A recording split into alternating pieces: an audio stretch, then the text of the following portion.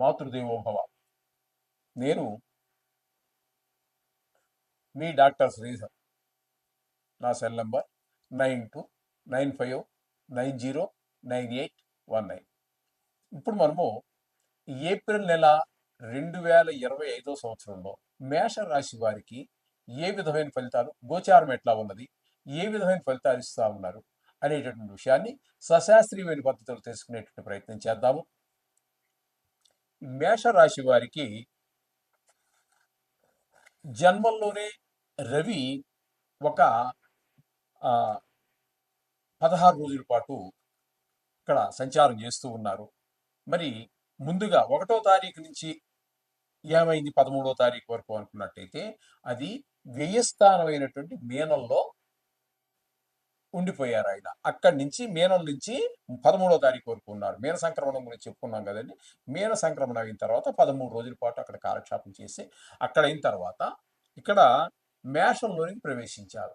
అందుచేత రవి యొక్క సంచారము మీనంలోను మేషంలోను, మీనంలో ఒక 13 రోజుల పాటు, ఇక్కడ జన్మరాశి అయినటువంటి మేషంలో ఒక 17 రోజుల పాటు సంచారం చేస్తూ ఉన్నారు.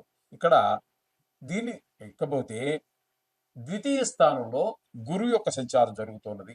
అలాగే చతుర్థ స్థానంలో కుజుని యొక్క సంచారము, అట్లాగే షష్టమ స్థానంలో కేతు యొక్క సంచారము, అట్లాగే మనకి ఏకాదశ స్థానంలోను ద్వాదశ స్థానంలోను 2 స్థానాలలో శని యొక్క సంచారం జరుగుతోందండి. ఇప్పటి వరకు అంటే 16వ తారీఖు వరకు, ఏప్రిల్ 16 వరకు కుంభంలో ఉన్నారు. ఇక్కడ 2.5 సంవత్సరాల పాటు అక్కడే ఉన్నారు. ఇప్పుడు ఈ 2.5 సంవత్సరాలు కూడా కుంభంలో పూర్తి చేసుకుని మీనంలోని ప్రవేశిస్తూ ఉన్నారు. కాబట్టి ఈ మీనంలో అంటే 2 రాసుల్లో ప్రవేశిస్తూ ఉన్నారు. అంటే 16 రోజుల పాటు 16వ తారీఖు వరకు కుంభంలోను, తదుపరి 16 నుంచి నెలాఖరు వరకు మీనంలోను సంచారం చేస్తూ ఉన్నారు శని భగవానుడు. ఆ విధంగా శని యొక్క భగవానుడు ఆ విధమైన ప్రయత్నం చేస్తున్నారు. ఇక శుక్ర భగవానుడిని కనుక మనం తీసుకున్నట్టయితే శుక్ర భగవానుడు 15వ తారీఖు వరకు వక్రగతిలో కుంభంలో సంచారం చేస్తూ ఉన్నారు. ఇక్కడ శుక్రుడు నెలంతా కూడా మనకి మీన రాశిలో అంటే 2 రాశుల్లో సంచారం చేస్తూ ఉన్నారు. ఇక రాహువుని కనుక మనం తీసుకున్నట్టయితే ఆయన ద్వాదశ స్థానంలో, మేషరాశి వారికి ద్వాదశ స్థానంలో సంచారం చేస్తూ ఉన్నారు. ఇకపోతే బుధుని యొక్క సంచారం తీసుకున్నట్టయితే మీనంలోనే సంచారం చేస్తూ ఉన్నారు. అయితే 8వ తారీఖు వరకు వక్రగతిలో సంచారం చేస్తూ ఉన్నారు.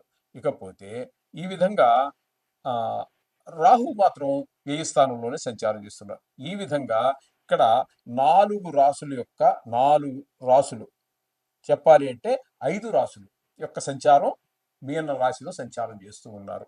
ఎవరెవరంటే రవి, బుధ, శుక్ర, శని, రాహులు 5 గ్రహాల యొక్క సంచారం జరుగుతున్నది. ఇంచుమించుగా ఎప్పుడు ఇవన్నీ కూడా వ్యయస్థానం అవుతోంది మేషరాశికి. కాబట్టి ఈ మేషరాశికి ఇందులో ఉపయోగపడేటటువంటి అంటే ఉపకారం చేసేటటువంటి గ్రహాలు ఏవి అన్నట్టయితే మనకి ఇక్కడ చెప్పుకోవాలంటే ఒక్క రవి కొంతవరకు ఉపయోగపడుతూ ఉన్నారు. తదుపరి ఈ శుక్రుడు మాత్రం చాలా చక్కగా ఉపయోగపడుతూ ఉన్నారు మేషరాశి వారికి. ఈ విధమైనటువంటి ఫలితాలన్నీ కూడా అక్కడ ఆయన ఇస్తూ ఉన్నారు. ఇక ద్వితీయ స్థానంలో రవిని కనుక మనం తీసుకున్నట్టయితే చెప్పుకున్నాం కదండి, 14 రోజుల పాటు 14 నుంచి మేషంలోను, దానికి ముందుగా ఉన్నటువంటి రోజులన్నిటి కూడా మీనంలోను సంచారం చేయటం ద్వారా రవి వ్యయస్థానంలో కానీ జన్మస్థానంలో కానీ శుభ ఫలితములను ఈ మేష రాశి వారికి ఇవ్వజాలరు. ఇది విషయంగా తెలుస్తోంది. ఇకపోతే ద్వితీయ స్థానంలో గురుని యొక్క సంచారం, ద్వితీయ స్థానంలో గురుని యొక్క సంచారం నెలంతా కూడా జరుగుతోందండి. తద్వారా గురువు ద్వితీయ స్థానంలో చాలా మంచి ఫలితాలను ఇస్తారు. తద్వారా ఏమవుతుందంటే మంచి ఇంట్లో అందరికీ కూడా ధనాదాయం పెరుగుతుంది. అలాగే మాట మంచితనం ఉంటుంది. ఇంట్లో ఉల్లాసంగా ఉత్సాహంగా ఉండడం జరుగుతుంది. ధనానికి ఏ విధమైనటువంటి లోటు రాదు. ఈ విధమైన పరిస్థితులన్నీ కూడా మనకి ద్వితీయ స్థానంలో సంచరించేటటువంటి గురువు వల్ల కలుగుతూ ఉన్నాయి. ఇకపోతే చతుర్థ స్థానంలో కుజుని యొక్క సంచారం జరుగుతున్నది. చతుర్థ స్థానంలో కుజుని యొక్క సంచారము శుభ ఫలితములను ఇవ్వజాలదు. ఇక్కడ దాని ద్వారా ఏమవుతుంది, అది నీచ స్థానం కూడా అవుతుంది కాబట్టి కర్కాటకం ఇక్కడ కుజుని యొక్క సంచారం శుభ ఫలితములు ఇవ్వకపోగా ఇక్కడ మీకు కొన్ని సౌఖ్యాలు, గృహ సౌఖ్యం, వాహన సౌఖ్యం ఇట్లాంటివన్నీ కూడా మీకు ఉన్నప్పటికీ కూడా వాటి సౌఖ్యాలు అనుభవించేటట్టు అవకాశం ఉండదు. ఇంట్లో రిపేర్ రావటమో, లేకపోతే మీరు ఏదో వాహనం, కారు కావచ్చు, లేకపోతే బైక్ కావచ్చు, అవి ఏవో రిపేర్లు రావటము, ఈ విధంగా కొన్ని ఇబ్బందులు కలిగించే అవకాశం ఉంటుంది. అలాగే గృహ లేదా స్థలము కొనుక్కోవాలని మీరు ప్రయత్నం చేస్తున్నట్టయితే అది సాధ్యపడేటటువంటి విషయం కాదు. అలాగే రియల్ ఎస్టేట్ వ్యాపారస్తులు ఎవరైనా ఉన్నట్టయితే వారి జీవన విధానం ఇదే కదండి. మరి ఏదో స్థలం చూడటం, అమ్ముకోవటం ఈ విధంగా ఉంటుంది కదా. అట్లాగే ఈ రియల్ ఎస్టేట్ వ్యాపారులకి ఈ యొక్క చతుర్థ కుజుని యొక్క సంచారము శుభ ఫలితములను ఇవ్వజాలదు. అంతే కదండి. మరి వ్యాపారము ముందుకు నడవదు, తద్వారా లాభాలన్నీ తగ్గిపోయే అవకాశం ఉంటుంది. ఇకపోతే షష్టమ స్థానంలో కేతు యొక్క సంచారం జరుగుతోందండి. షష్టమ స్థానంలో కేతు యొక్క సంచారం మాత్రం చాలా శుభప్రదమైనటువంటి ఫలితాలన్నీ కూడా మనకి ఇస్తూ ఉంటాడు కేతు ఆరో స్థానంలో ఉండి. తద్వారా ఇచ్చేటువంటి ఫలితాలు ఏ విధంగా ఉంటాయంటే ఆరోగ్యం బాగుంటుంది. అప్పులు ఏమైనా చేయడానికి ప్రయత్నం చేస్తున్నట్టయితే గృహం కొనడానికో, కారు కొనడానికో, లేకపోతే స్థలం కొనడానికో, లేకపోతే పిల్లల చదువుకో, లేకపోతే వైద్య నిమిత్తమో డబ్బుల కోసం ప్రయత్నం చేస్తూ ఉన్నట్టయితే ఆ డబ్బులు మీకు దొరికేటువంటి అవకాశం, అప్పు దొరికేటువంటి అవకాశం ఉంటుంది. అలాగే మీరు ఎవరికైనా ఇవ్వవలసి ఉన్నట్టయితే ఆ రుణాలు కూడా మీరు తీర్చేయగలుగుతారు.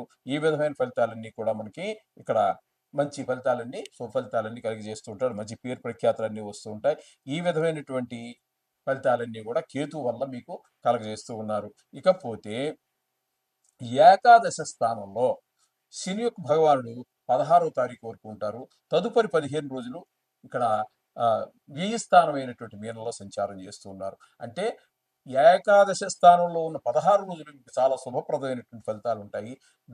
మీ ద్వారా ధనాదాయం బాగుంటుంది. అలాగే ధనార్జన బాగుంటుంది. వ్యవహార శైలి బాగుంటుంది. ఆయుర్దాయం అంటే ఇళ్లలో మన ఈ రాశిలో ఉన్నటువంటి వారిలో ఇదంటే కొన్ని కోట్ల మందికి సంబంధించి ఈ రాశికి వస్తారు కాబట్టి అందులో కొంతమందికి ఆరోగ్యం బాగలేక ఈవేళ రేపు అన్నట్టుగా ఉంటుంటారు కదండి. అటువంటి వారికి ఏమీ కాదు, ఆయుర్దాయం బాగానే కాపాడుతారు శని భగవానుడు. ఇకపోతే అంటే 2 రాశుల్లో సంచారం చేస్తూ ఉన్నారు. ఇక్కడ ఏకాదశ స్థానంలో ఉన్న 16 రోజులు బాగుంటుంది. తదుపరి ఇక్కడ 15 రోజుల పాటు మీనంలో సంచారం చేసేటప్పుడు మాత్రం ఇబ్బందికరమైనటువంటి పరిస్థితులు ఏర్పడతాయి. చేత ఇది వీరికి చెప్పాలి అన్నట్టయితే మేషరాశి వారికి ఏలినాటి శని ప్రారంభమైందండి. ఇప్పుడే శని ఎప్పుడైతే ప్రవేశించారో మీనంలో మేషరాశి వారికి కూడా మీకు ఇక్కడ ఏలినాటి శని ప్రారంభమైంది. అయితే అట్ ది సేమ్ టైం ఇక్కడ మీకు మకర రాశి వారికి ఇంకా కొద్ది రోజులు ఉన్నప్పటికీ తగ్గిపోతుంది.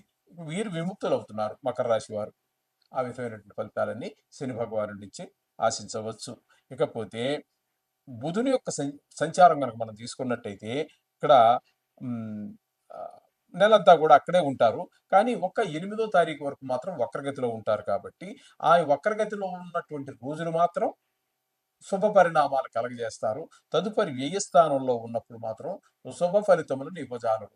అనవసరమైనటువంటి ఖర్చులు, ఆదాయం తగ్గటము, మీరు ఎంత ప్రయత్నం చేసినప్పటికీ కూడా వ్యాపారం ముందుకు వెళ్ళలేకపోవటము, అలాగే ఉద్యోగంలో ఏదో ప్రభుత్వ ఉద్యోగంలోనో ఎక్కడో ఉన్నారు, అక్కడ కూడా మీకు లాభ నష్టాలతో సంబంధం ఏముండదు. మీరు ఏ జీతం అయితే నిర్ణయించారో ఆ జీతమే మీరు పొందుతూ ఉంటారు. ఆ జీతానికి అయితే అక్కడ కూడా మంచి మాట అయితే రాదండి. ధన విషయంలో ఇబ్బంది పడకపోవచ్చు కానీ మిగతా విషయాల్లో అక్కడ మీకు శ్రమకి తగినటువంటి ఫలితం లభించకపోవచ్చు. ఈ విధమైనటువంటి ఫలితాలన్నీ బుధుని ద్వారా కలుగుతున్నాయి. ఇక రాహు వ్యయుల్లో ఉన్నారు కాబట్టి రాహు వ్యయుల్లో ఉండటం ద్వారా ఇక్కడ శత్రు భయము, మనోవిచారము, మనకి ఈ పురుగులు, క్రిములు, కీటకాలు ఏవైతే ఉన్నాయో బల్లులు, బొద్దింకలు, తేళ్లు, జర్రులు, ఇట్లాంటి దోమలు, ఇట్లాంటి వాటి ద్వారా కొన్ని ఇబ్బందికరమైన పరిస్థితులు ఏర్పడుతూ ఉంటాయి రాహు వల్ల. అయితే విదేశీ అమెరికానో లేకపోతే ఎక్కడికో ఉద్యోగరీత్యానో, వ్యాపారరీత్యానో లేకపోతే ఎక్కడికో వెళ్ళాలనుకుంటారు. కొంతమంది టూరిస్ట్‌గా కూడా వెళ్ళాలి. వాళ్ళకి మాత్రం వాళ్ళకి సహకరిస్తాడు రాహు భగవానుడు. ఈ విధంగా ఉంటుందండి. ఇక శుక్రుడిని గనక మనం తీసుకున్నట్టయితే ఒక వ్యయ స్థానంలో మనకి నెలంతా కూడా ఉండడం జరుగుతోంది. మధ్యలో కొంతవరకు వక్రగతిలో ఉన్నప్పటికీ మొత్తం మీద ఈయన మనకి అక్కడే నెలంతా అక్కడ ఉన్నప్పటికీ కూడా శుక్ర భగవానుడు వక్రగతిలో ఉన్నా కూడా మనకి 11, 12 స్థానాల్లో కూడా యోగిచ్చేటటువంటిది ఒక శుక్రగ్రహం. శుక్రగ్రహం ద్వారా కూడా మనకి చాలా మంచి ఫలితాలన్నీ వస్తూ ఉన్నాయండి. ఈ విధమైనటువంటి ఫలితాలన్నీ కూడా మేషరాశి వారికి వస్తూ ఉన్నాయి. అందుచేత ఇక మొత్తంగా మనం చెప్పుకోవాలి మేషరాశి వారికి అన్నట్టయితే మనకిక్కడ మనకి గురువు, కేతువు, అలాగే శని భగవానుడు ఒక సగం కొంతవరకు, అలాగే ఏకాదశి స్థానంలో ఉన్నట్టు 16వ తారీఖు వరకు, ఇక శుక్రుడు ఆ, ఈ విధంగా ఆ, మనకి శుభ ఫలితాలు ఇస్తూ ఉన్నారు కాబట్టి మొత్తంగా చెప్పాలంటే 4 గ్రహాలు పూర్తి అనుగ్రహం ఈ మేషరాశి వారి మీద ఉన్నదండి. అయితే ఈ సెకండ్ హాఫ్ అంటే నెల అయిపోయినలో తర్వాత రాహు కొంత యోగించకపోవచ్చు. రాహు యోగించకపోవచ్చు. రాహు యోగించకపోవచ్చు. అలాగే శుక్ర భగవానుడు 15 రోజులు యోగిస్తాడు. 15 రోజులు యోగించకపోవచ్చు. ఆ విధమైనటువంటి పరిస్థితులు వక్రగతి మూలంగా ఆ విధమైన ఫలితాలు ఉంటాయి. ఈ విధంగా మొత్తం మీద కొన్ని గ్రహాలు అనుకూలత, ప్రతికూలతలు ఉండనే ఉంటాయి కాబట్టి మనం ప్రత్యేకంగా మనం చెప్పుకునేది ప్రతిసారి మనం చెప్పుకుంటున్నాం కదండి. నవగ్రహాలకు సంబంధించినటువంటి మంత్రాలు గాని, గాయత్రి గాని, దానికి సంబంధించి విష్ణు సహస్రనామం ఏదో ఒకటి సుందరకాండ పారాయణ ఇట్లాంటి చాలా చెప్పబడి ఉన్నాయి. ఈశ్వరాభిషేకం ఇవన్నీ చేసుకోండి. వాటితో పాటు ఈ జాన్యువరి నెలలో వచ్చేటటువంటి విశేషమైన పండుగ ఏంటంటే సంవత్సరానికి ఒకసారి మాత్రమే వచ్చేటటువంటి శ్రీరామ నవమి అనేటువంటి పండగ మనకి ఆహ్, ఆహ్, 6వ తారీఖున వస్తున్నదండి. ఈ 6వ తారీఖున పెళ్లి కానిటువంటి వారు, ఉద్యోగం కోసం వెతుక్కునేటటువంటి వారు, అలాగే చదువులో ఉత్తీర్ణత సాధించాలి అనుకునేటటువంటి వారు తప్పకుండా ఈ శ్రీరాముని యొక్క కళ్యాణానికి వెళ్ళండి. ఆ దర్శనం చేసుకోండి. ఆ కళ్యాణం చేసినటువంటి అక్షతలు వేసుకోవడం ద్వారా వివాహార్థులు ఎవరైతే ఉన్నారో వారికి వివాహం అయ్యేటటువంటి అవకాశం ఉంటుంది. అలాగే కొంతమంది పుత్రుల కోసం పెళ్ళి చాలా కాలం ఉంటుంది. ఏవో గ్రహాల అనుకూలత, ప్రతికూలతలు ఏ కారణాలు ఏమైనా కానివ్వండి, శారీరకమైన కారణాలు కావచ్చు, జాతకరీత్యా కావచ్చు దోషాలు ఉన్నట్టయితే, ఆ దోషాలు కూడా పోయి మంచి శ్రీరాముడు లాంటి రాముడు మంచివారుడు అని మనం చదువుకున్నాం కదండి. అదేవిధంగా ఒక మంచి సంతానం మనకు కలిగేటువంటి అవకాశం వీరికి మేషరాశి వారికి ఉన్నది. అది చేసుకోండి. ఇక కష్టాలు ఎక్కువగా ఉన్నటువంటి వారు ఎవరైనా ఉన్నట్టయితే వారికి ప్రతి నెలలోనూ వచ్చేటటువంటి సంకటహర చతుర్దశి రోజున ఆ వినాయకుడికి పూజ చేసుకోండి. చాలా చక్కటి ఫలితాలన్నీ మీరు పొందగలుగుతారు. శుభం.